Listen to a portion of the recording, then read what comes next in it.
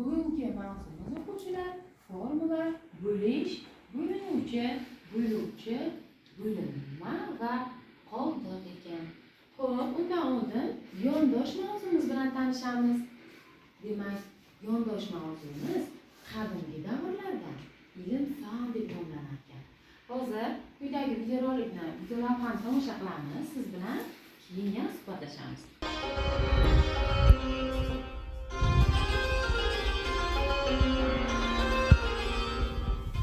9-12 asrlarda ilm-fan va madaniyatning yuksalishi Turon hududi jahon madaniyatining ko'hna o'choqlaridan biri bo'lgan islom dini kirib kelishidan avval ham bu yerda yashagan xalqlar boy me'morchilik va hunarmandchilik an'analariga ega edilar.